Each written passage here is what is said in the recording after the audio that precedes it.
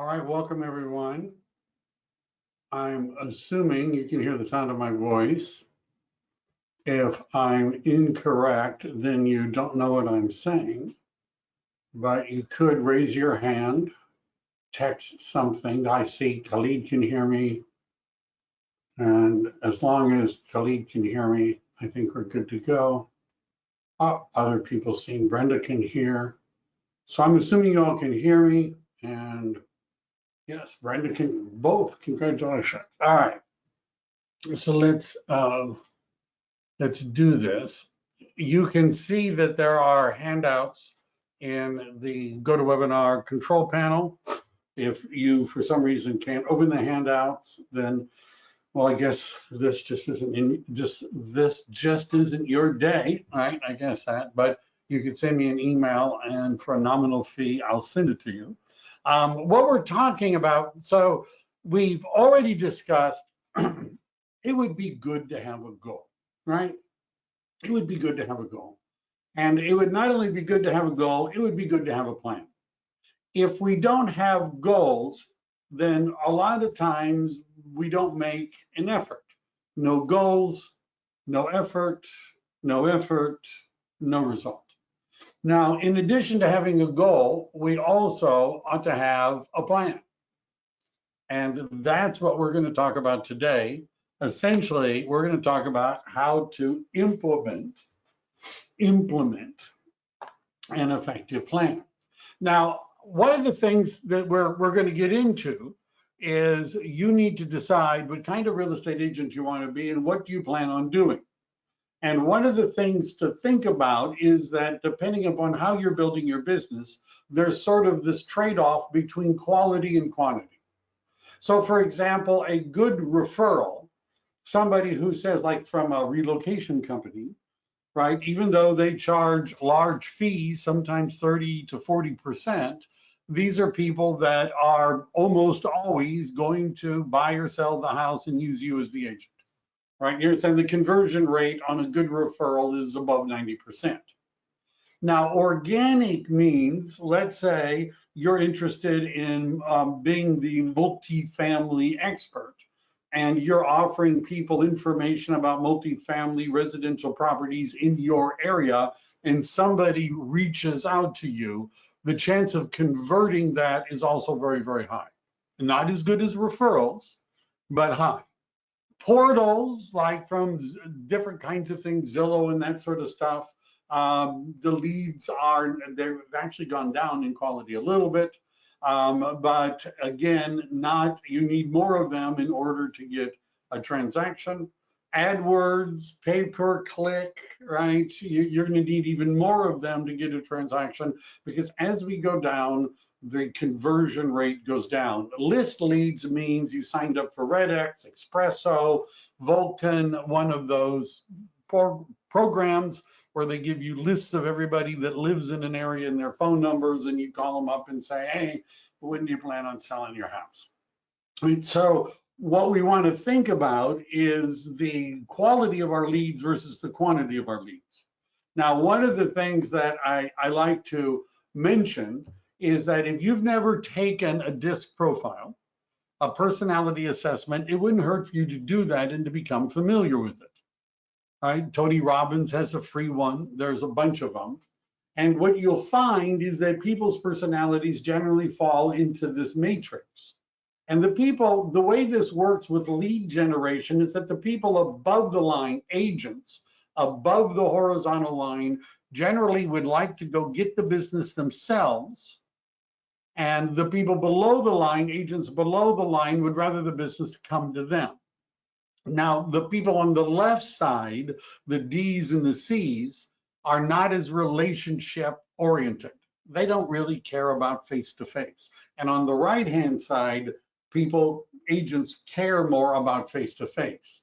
So depending upon where you fall, now that doesn't mean all of us have parts of all of these. And just because you fall down, you come in as an S, it doesn't mean you can't act like a D, right? But the things we do easiest are probably the things we do best. And you might want to think about it. right? When we go through all the list, and I have lists of things you could do to generate leads, which of the things that are on that list fits your personality style? Because it would either, if you're doing it and you hate it, I believe that real estate agents need to find a way of generating business that they're comfortable with, preferably something they already like to do, right? Otherwise, you will either be unsuccessful or miserable if you are successful, right? I'm just saying. The other thing, and I know I've covered this before in other classes, is that those 4 styles also break down into what are called the 4 archetypes of real estate agents. You have the prospector, right? The one that's on the phone, door knocking, that sort of thing. You have the networker, where they're out in the community, where they're going to places where there's other people. These are the ones that are good at talking to people at coffee shops and things like that. You have the marketer, and the marketer is the expert in something. A website about multifamily residential, a website for first-time home buyers, a website for investors, a website for flippers, that sort of thing, right? That is, and it's a marketing type of a site. And then the converter is the internet lead generator, right? Which is a very analytical, internet lead generation is very analytical. And you understand these are people that at 3 o'clock in the morning are at their computer, in a dark room posting stuff. And happy isn't really the right word, but they're happy, compared to the others. They don't want to go to an event and meet people, right? Whereas others would hate to do what they do. You see where I'm going with this, right? Because when you start to put together a plan, maybe we might want to put together a plan that fits your personality style and the type of real estate agent you want to be. Let me just check one thing to make sure. And okay, good. So this is known by many names. It's known as a GPS. It's known as a 135. It's known as I don't know, I saw an EST, right? It's also known as the one-page business plan. Now, the way that it works is, well, first of all, it's a one-page business plan, but I'm going to show you ways of expanding it. The way that it works is you need to start with a goal. And what we're doing is we're going to set lead generation numbers, where our goal setting is going to drive our lead generation numbers. In other words, if my goal is to make $300,000 a year versus $100,000 a year, I got to do different stuff, right, than the 100,000. So one of the things that you're going to need to know, and that was last class, is what would your total GCI, for those of you that don't know, stands for gross commission income. And net income means after you paid your broker and everything else, right? We went through, I had a spreadsheet, remember? Right, so in order for this to work, you're gonna need a number, right? You're gonna need a number. And what we're going to eventually do is break that number down into a certain number of transactions. Now, we're then going to look at 3 priorities, 3 systems, 3 ways of focusing in order to accomplish that goal. Now, you can get way more complicated than this, but what we're going to start with is ending up with a one-page business plan that you could paste, tape it to your bathroom mirror, wherever you're doing put it someplace where you can see it. Right, and then we're going to come up with 3 priorities to get to our goal, and then we're going to have a maximum of 5 strategies for each of our priorities: goals, priorities, strategies, 1 goal, 3 priorities, 5 strategies. It's got lots of names. So what does a GPS do? Well, it's on your phone, tells you where you're going. Not bad. And so there are some rules for this.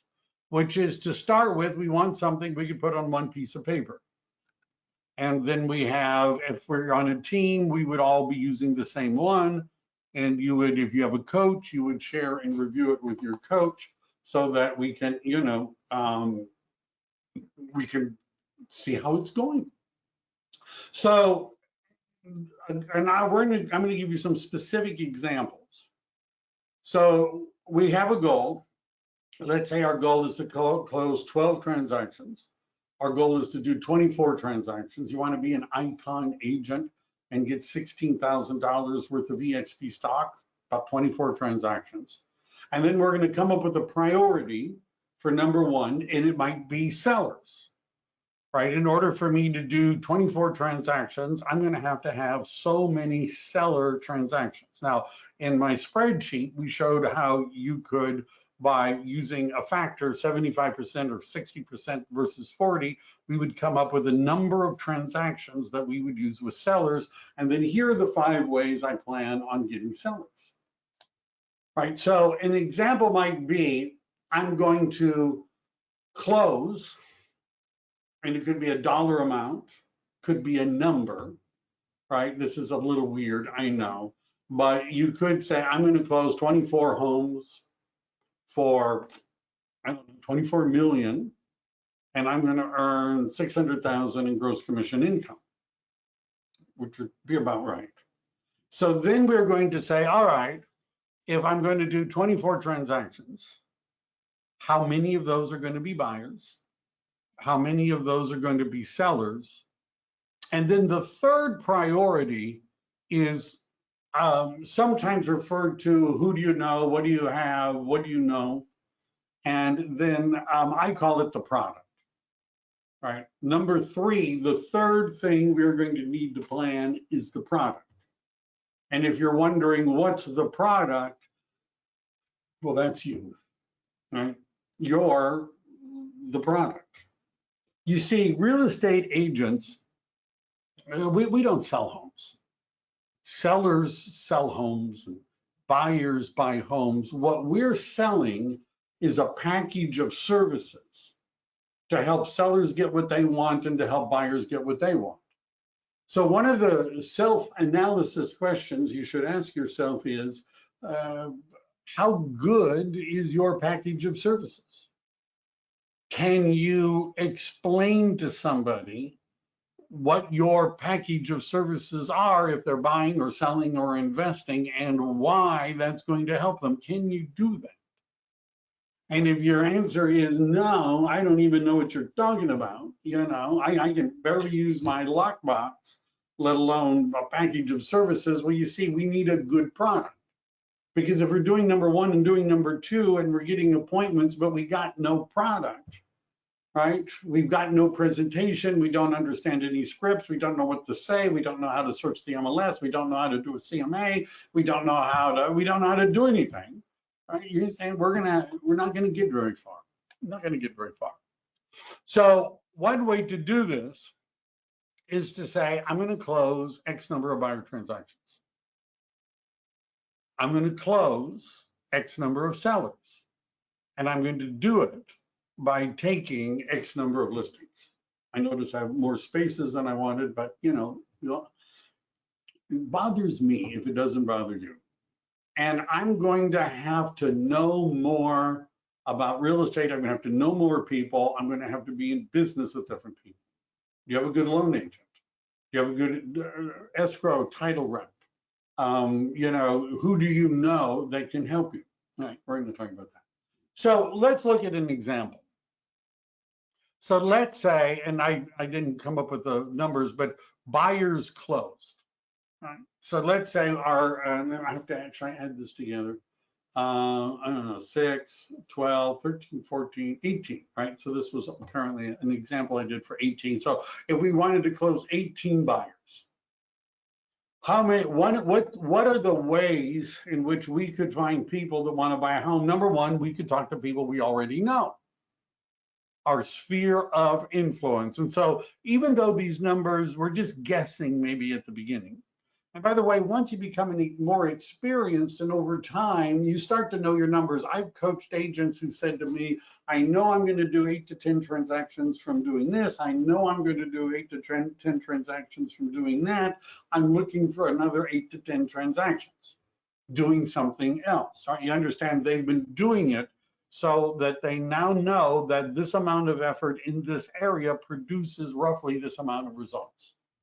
So how many people that are in your sphere of influence do you think are going to work with you and buy a home? Take a guess. We're not going to hold you to it. But let's say you think there's 6, right? What else could you do in order to find buyers? Where you could do open houses, right? You could do open houses. How many open houses are you going to do? How many transactions do you think you could do? Let's take a guess and say 3. What else could you do? Well, I could be advertising on the internet. EXP has Making It Rain. They have Facebook ads. I could sign up for some of those programs and boost things out. How many do you think you're going to do? Now, if you can't come up with numbers, it doesn't hurt just to come up with a list without the numbers, right? You understand, we're not going to give you a big F or anything like that. If you have listings, then you're going to find buyers just because you have a listing. I put a house on the market and the next day buyers called me, right? So signs equal buyers, flyers in the brochure box equal buyers. You could be doing buyer classes, home buying seminars, how to buy a home in a high interest rate market, that sort of thing. Well, so let's say, all right, that's an example of buyers. So our next priority is we're going to need listings. We're going to need to close some sellers. Where is that going to come from? Well, we also notice some of the things that are on the first list can be on the second list too, because sphere of influence could include buyers or sellers. Open houses often produce more buyers than sellers, but I've listed homes from doing an open house. Internet leads more leaning towards buyers, but there's possibilities of doing certain kinds of internet sites where you're going to get seller leads. You could work expired listings. You could go do geographic farming. I have a list. There's a lot more things. Right now, you don't want to say, well, I'm going to do 20 things for sellers and 80 things for buyers, and they're all going to be different. You understand, start small. You don't have to have 5. You don't have to have 5. You should have at least 3. And it could be some of the same 3. And then once you get good at those 3, you could add a 4 and you can add a 5.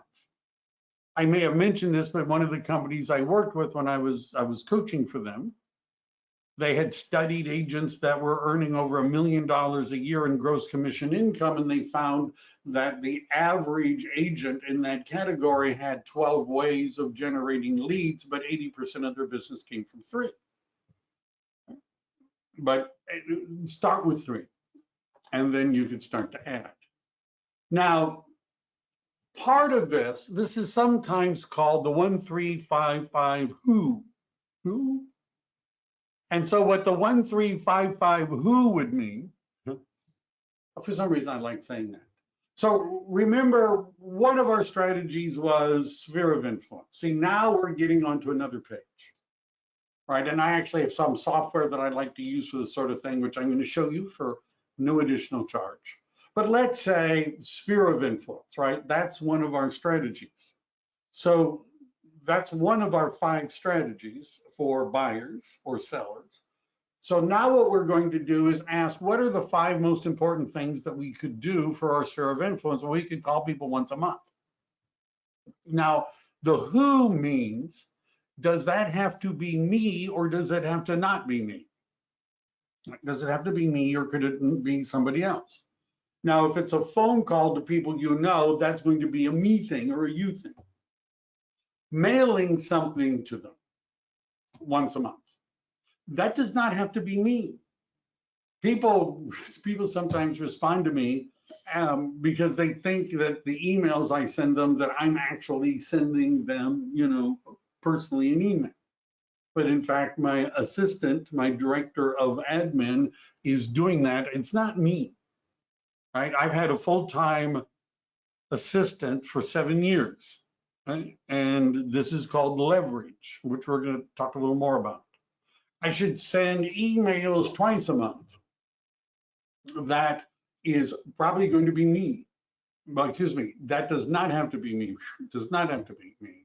Visiting them 3 times a year, that's usually me, but it may be not me if we're simply dropping something off. Social media marketing, that's usually going to be me, but it doesn't have to be me, right? If you haven't had 50 emails from people that want to do social media marketing, then you haven't been in real estate very long. Right. The problem is that most of those automated systems do not produce results in my experience. Right. But they're not local. Right. And I've had people say, well, who could I find that would know how to do social media?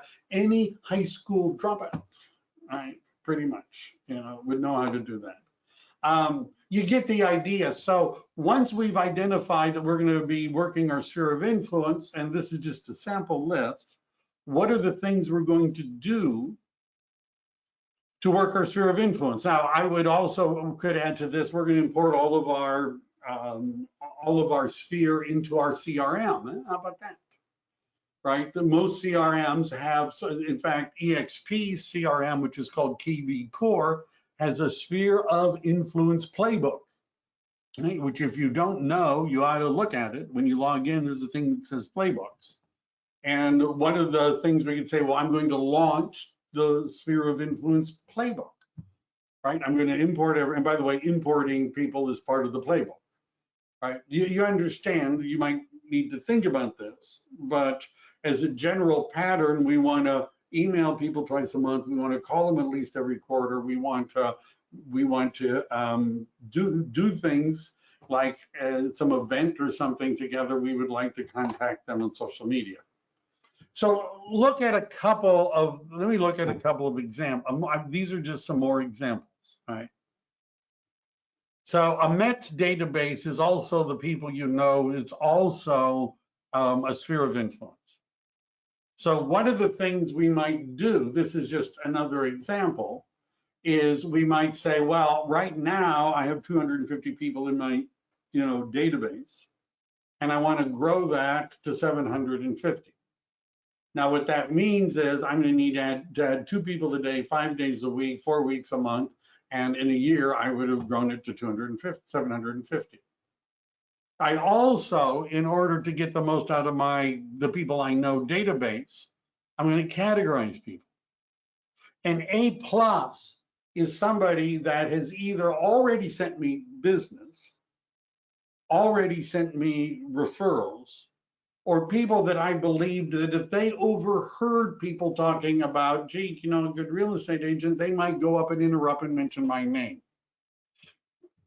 An A is somebody that if they were asked, do you know a real estate agent, that they would probably mention my name. B would be somebody who I know, they're, in my database, I can recognize them. They would, if they saw me on the street, they would probably wave.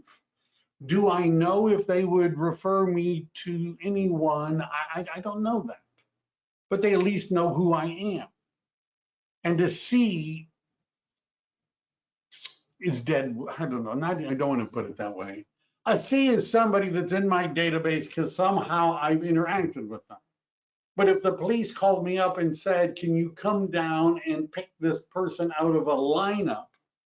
I would say, no, actually, I don't think I could do that because I really don't know. I'm looking at it. I don't know who this person really is.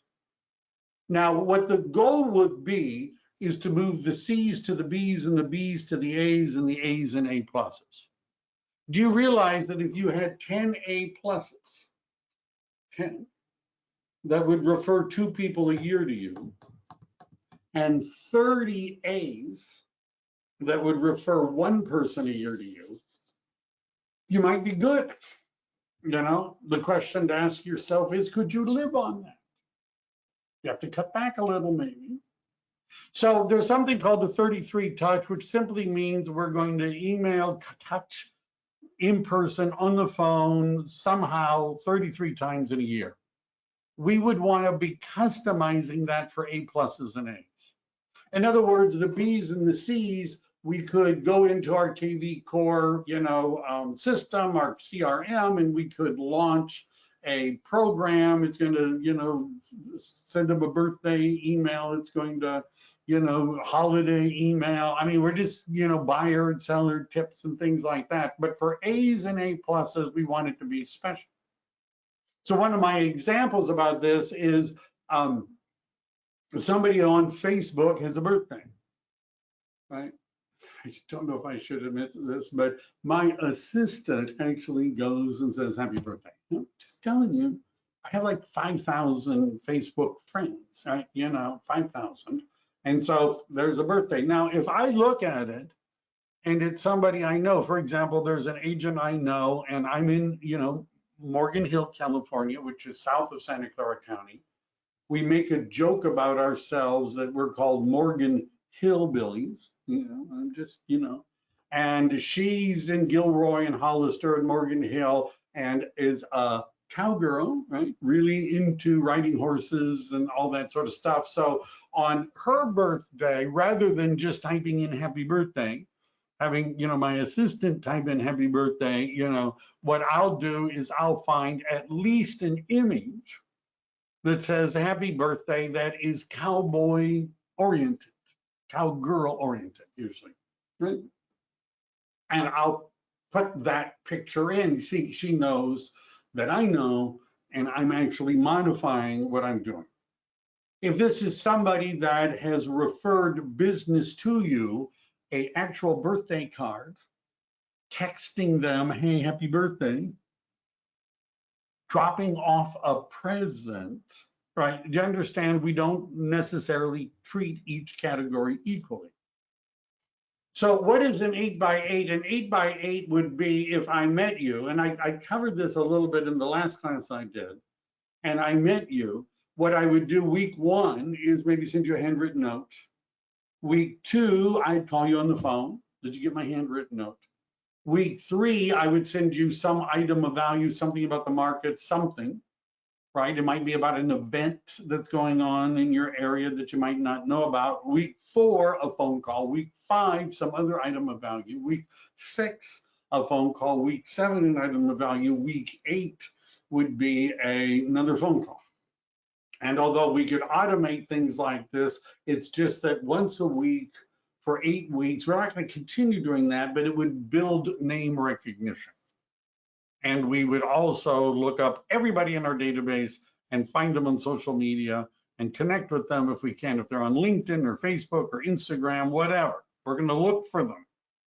And one of the nice things about KV Core, our CRM at EXP, is that a lot of initials, is that they actually have a thing where you could just click on LinkedIn and Facebook and it'll help you find them, but you are going to go and find them, right? And you also might want to make groups, which you can do in most of the social media sites, for the people that you're interested in.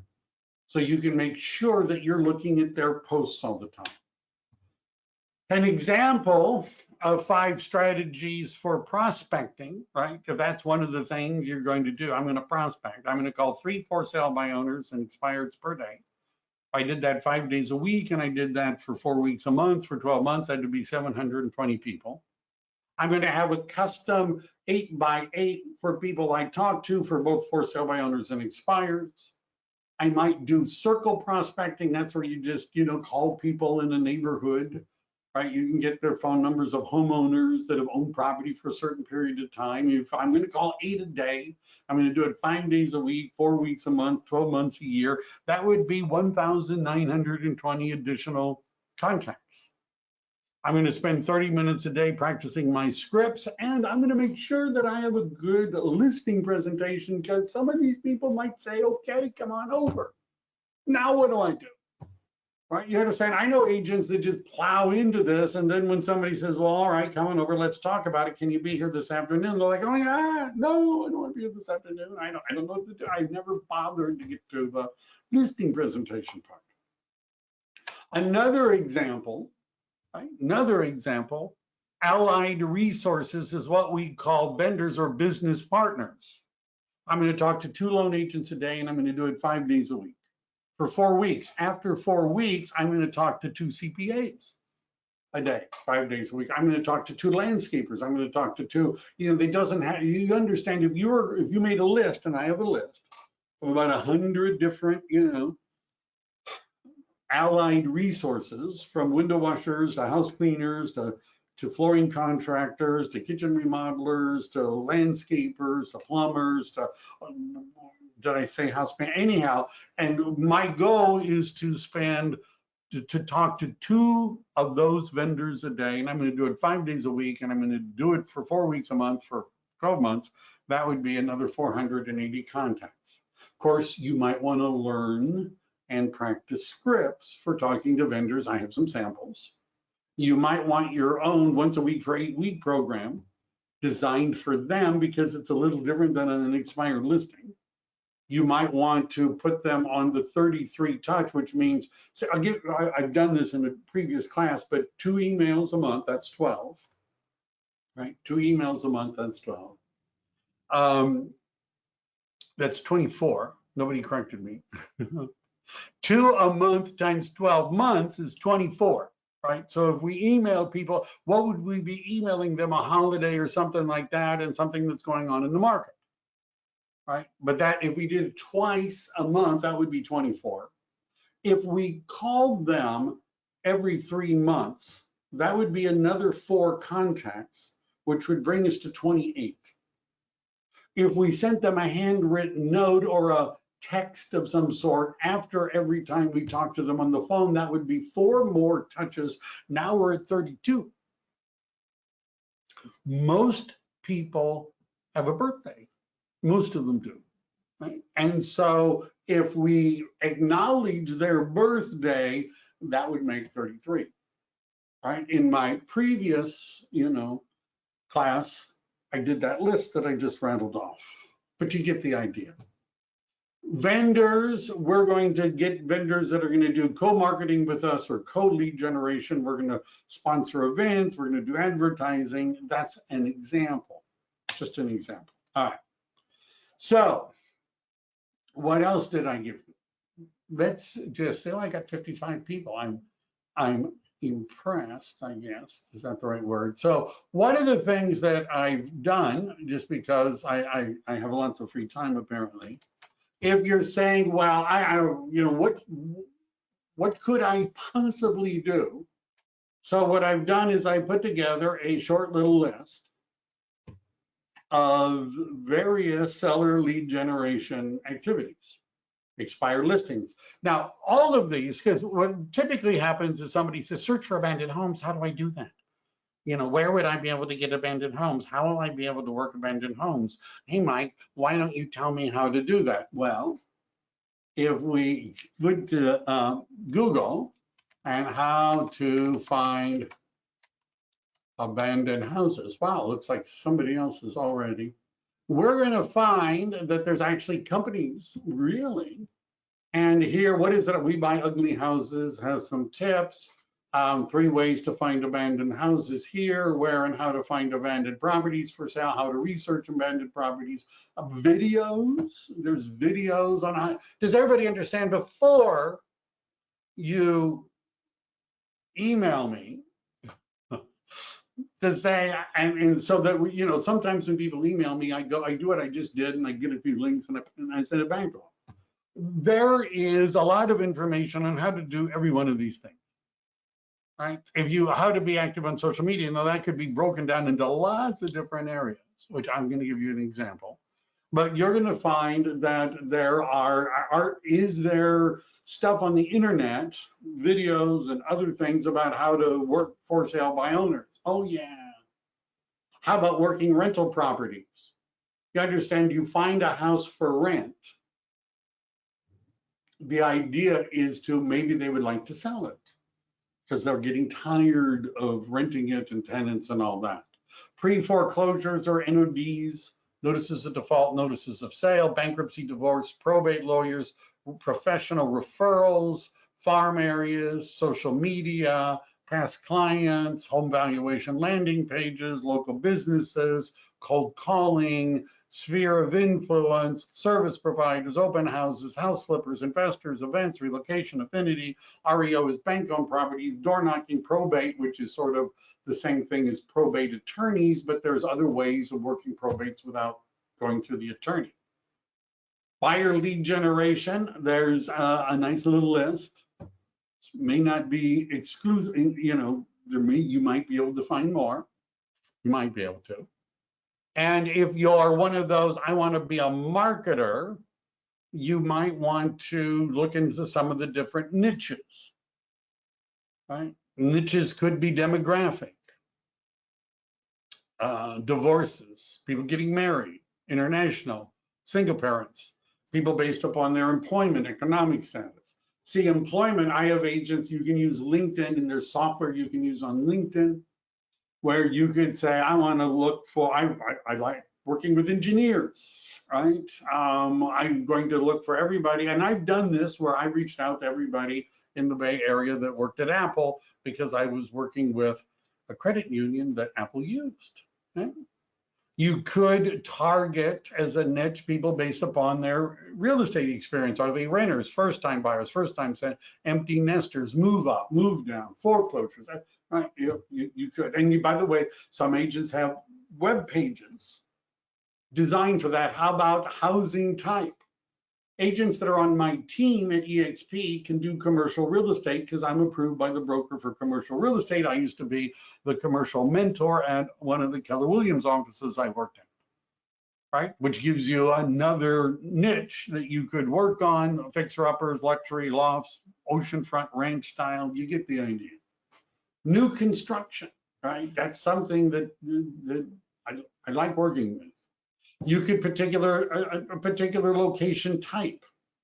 You seem to have people that are downtown, beach properties, parks, lake, rivers, school districts, neighborhoods, golf courses, subdivisions, whatever. So when I'm talking to experienced agents, right? Have you ever heard of working for sale by owners? Everybody raise their hands. Ever heard of geography? Everyone raise their hands. Ever heard of expired? Everybody raises their hands. Right? So you've all, there may be some here you haven't heard of before, but most of these things we've heard of them before. And there's a lot of information on how to work those different areas. Right? But that's part of what we're going to do. Then what else did I give you? I also gave you something that looks like, well, this. Ooh, that's it. I already showed you that. How about this? How about this? So if you're really interested in planning, you might want to ask yourself where I want to be someday. I want to be retired. I want to be living in Costa Rica. Right? I'm going to move to I'm going to move to France. I don't know, right? What would you need to do if you had a, long-term vision? What would you need to do within the next 3 years that would move you towards that goal? And then once you've said, well, here are the things that I really need to do in order to, be retired and living in a ranch someplace. That would be what we need to accomplish in 3 years. So what would be the most important things you could do in the next 12 months that would move you to that 3-year goal? And so now this is our 12-month accomplishments. Well, what would I need to do in the next 6 months in order to get to where I want to be at the end of 12 months? And where do I need to do in the next 3 months to get to where I want to be in 6 months? What would I need to do in the next 30 days in order to get to my 3 months goal? What do I need to do the next week to get to my 30-day goal? What do I need to do today? This is sometimes called planning for the now, right? And sometimes we break this down into one thing, right? There's a very good book called, it's called The One Thing. And so if you don't have a long list, in order for me to reach my lifetime goal, what is the one thing that I would need to do in the next 3 years? In order to get to that goal, what is the one thing that I could do that would, in the next 12 months, that would move me to that goal? You understand? And then finally you get down to what is the one thing I could do right now? Of course, it's listening to me. What is the one thing I could do right now that would move me to my today goal, to my weekly goal? You get the idea. ETA, this is just GPS 135, same thing. It's just a nice little form, right? And so it's called, and this comes from, I'm borrowing this from Sean Kokoska, who borrowed the idea from other people we both know. From the past. This isn't necessarily a secret thing, but this is, I like this form, so I'm letting you take a look at it, right? But this would allow, notice by who, me or somebody else, or by when, right? Those are things we might want to, add. And you can make copies of this.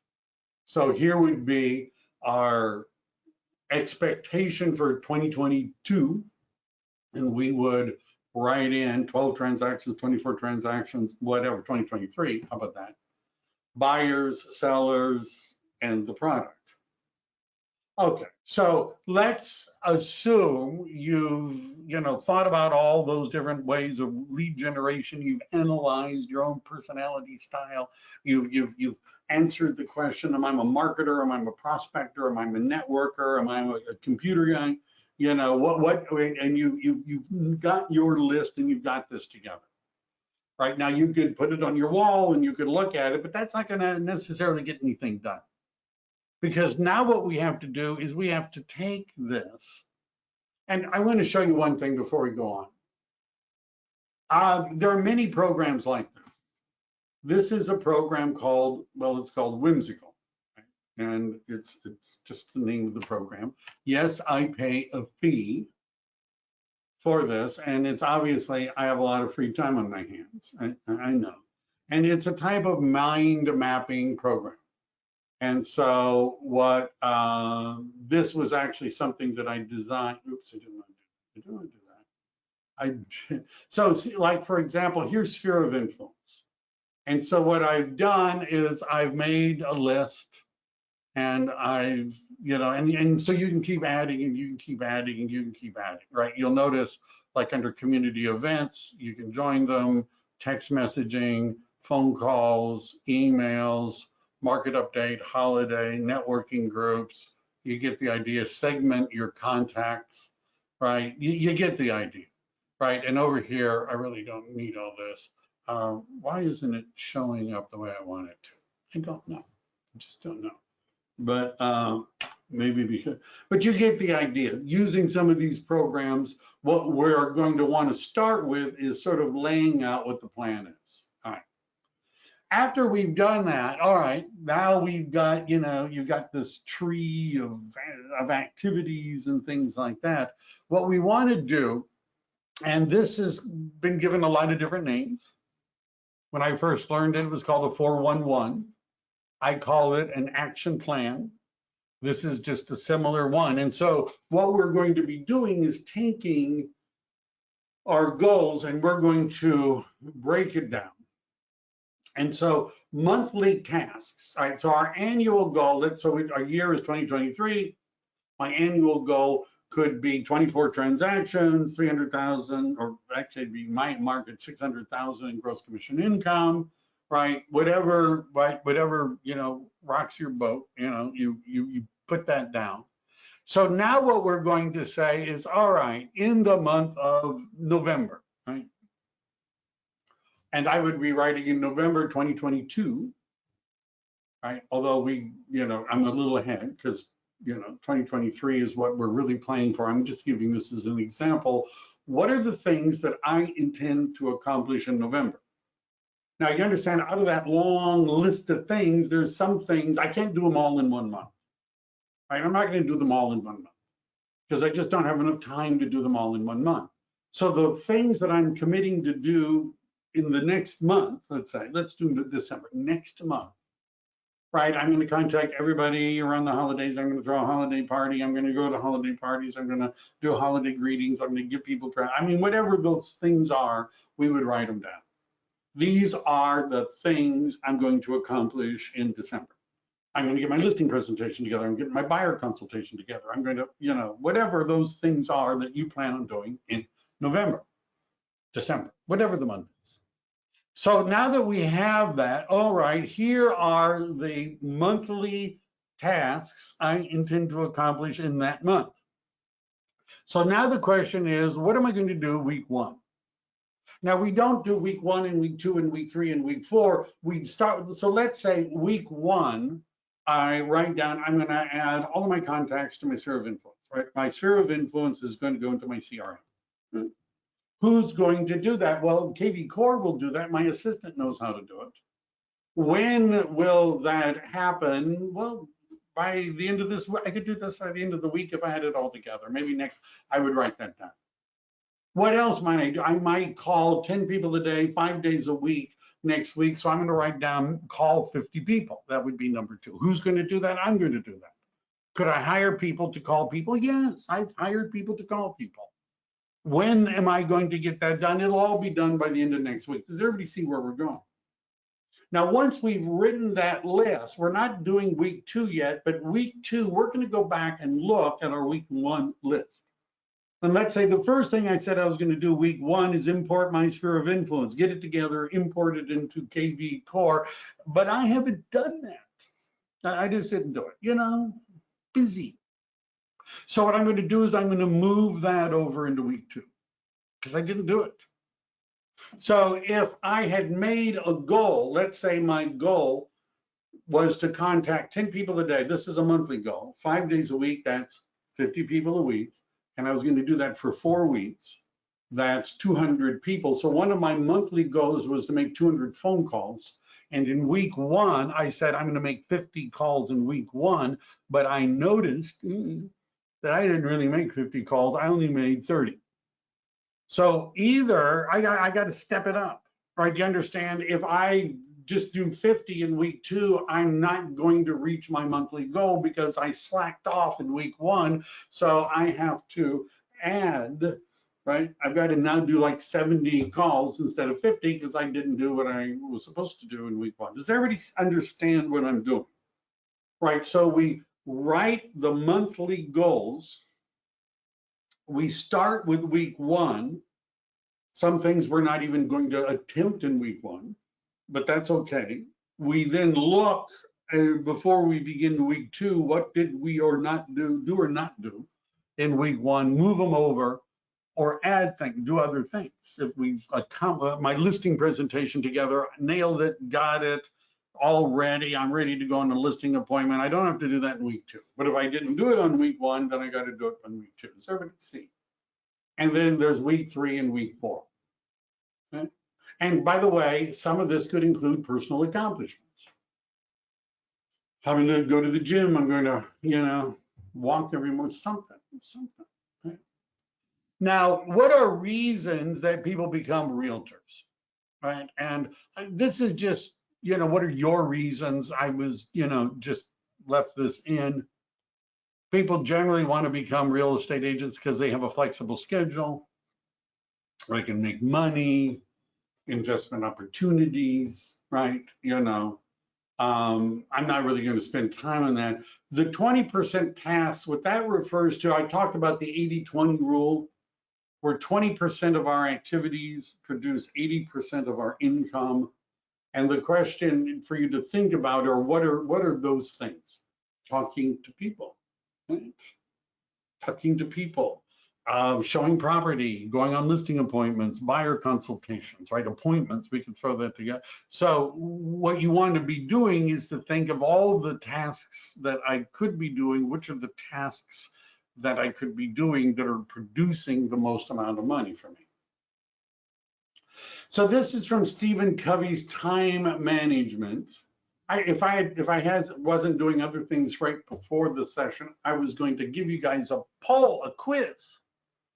right? But I didn't have time to type up the quiz. So it's going to be about this, right? We're all going to, and you can type in your answer if you want to. But first, let me just explain. This is, by the way, this is the habit number 3 of highly effective people. And it's also known by Stephen Covey as first things first. And by the way, if you want to really get into this, that if you Google search the big rocks and time management, it's a similar idea. And this is for weekly business planning. So the quadrant are which things are important and not important, urgent and not urgent.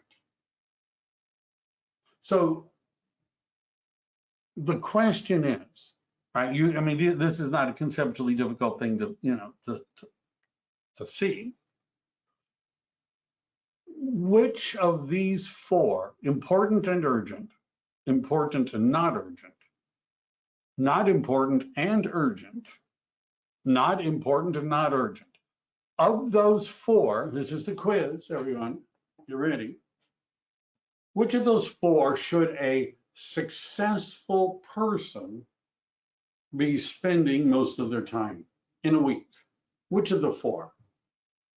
If you are a successful, I'm not saying you're not, but if you are a highly successful person and you are planning your week out, would you spend most of your time doing important and urgent?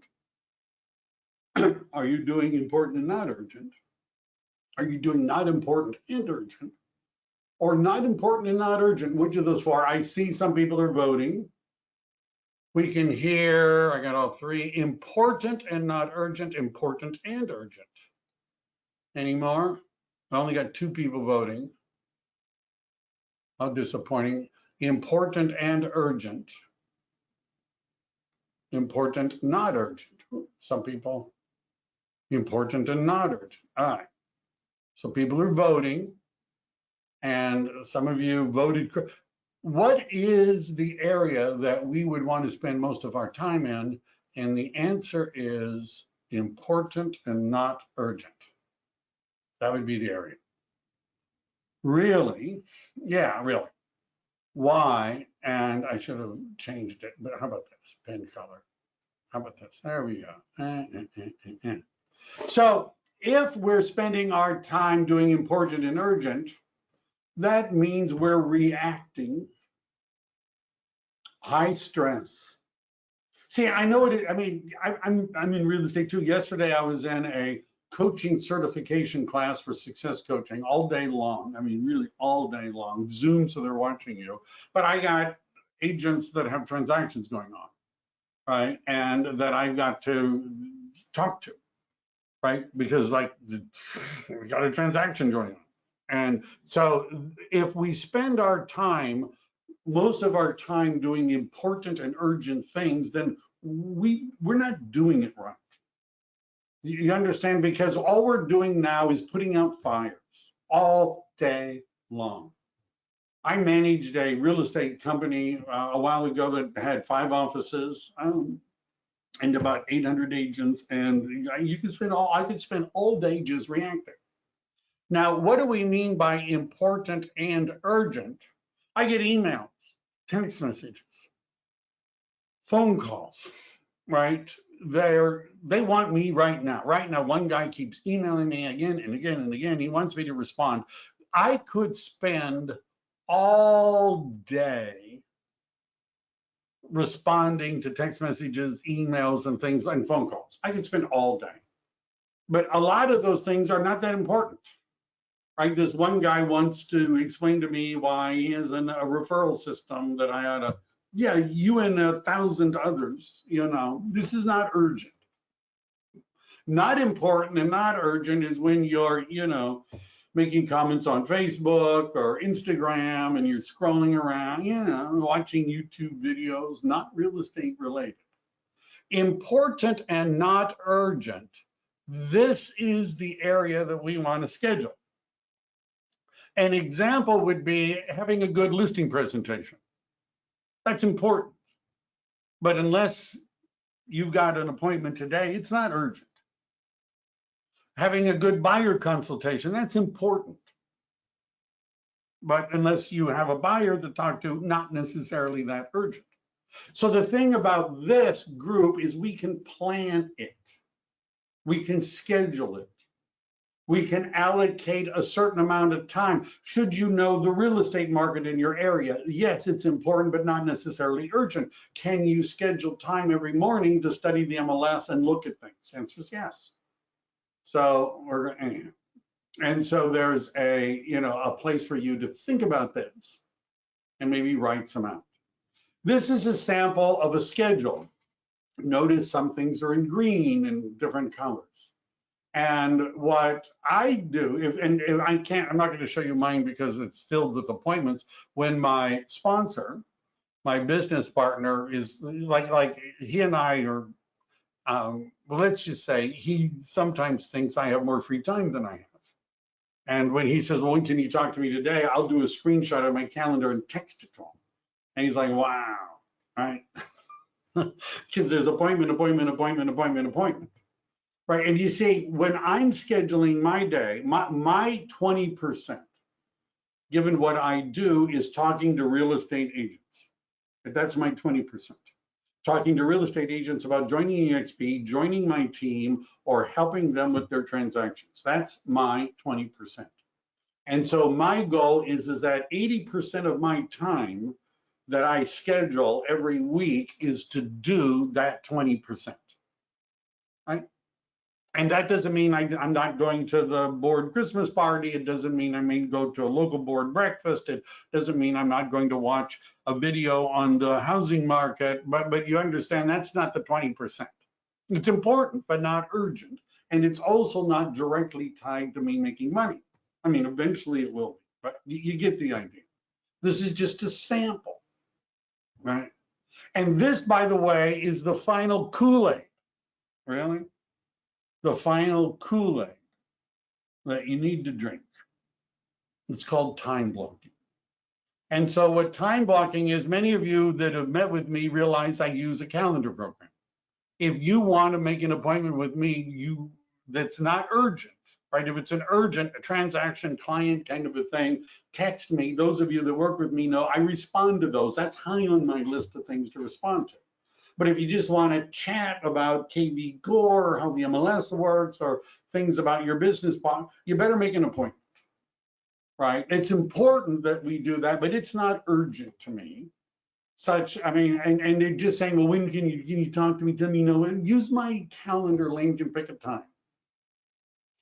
And so, I'm defending it because sometimes there's people that make appointments and that on a regular basis that they don't show. I might stop meeting with people if they're not showing up and not doing things, right?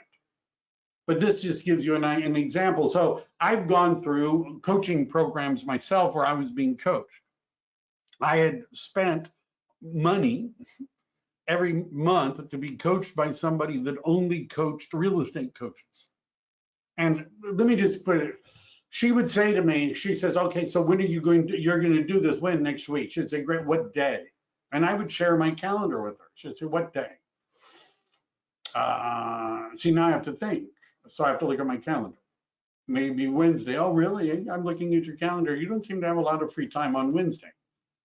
Maybe Thursday. So do you understand? This was an epiphany for me. Because until I started learning this, only made calendar events for appointments when I was talking to somebody. That's the only time I would use a calendar event. But what I learned is that I could make a calendar event. I'm checking my calendar to see where I am right now. I would make calendar events with myself. So if I were going to make a listing presentation or a buyer consultation or something like that, I would pick a time in my calendar and I would block off the time. And I don't use to-do lists, really. I mean, I have one that Google provides, but I never look at it. Because rather than making a list of things that I'm going to do, because I usually don't do them, I make a calendar event, a definite date and time when I'm going to do it. One of the things I learned, if it's not in the calendar, it doesn't exist.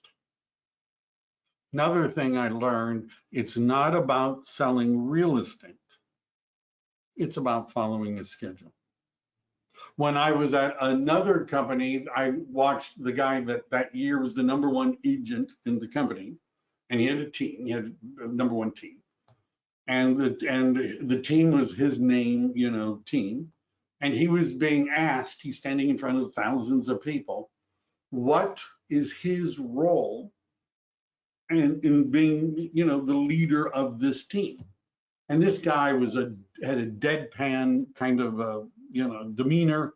He would have made a really good undertaker. He could stand there and just have that completely expressionless look, expressionless look. And this is his answer. The question was, #1 team in the company, what is your role? He said, I do what my calendar says I'm supposed to do every day. A lot of people say, well, that's not a good answer. That was a great answer. That's what he does. He does what the calendar says he's supposed to do. If the calendar says he's supposed to be doing his lead generation now, he does his lead generation now. Treating this like a job for which you'd be fired if you did not do it. So we're going to go from setting priorities, coming up with a list of things that we're going to do to lead generate, breaking it down into different categories for the things that we have to do and other people have to do. We're going to then break those activities down into monthly plans, weekly plans, and eventually into a daily schedule. And then do it. Plan your work, work your plan. Anyhow, that's what I've got for today. Hope you found that exciting. Wasn't that exciting? All right. If not, well, I don't care. All right. Thank you very much, everybody. Be safe out there. We're going to do something more fun next week. Bye now, everyone. Bye.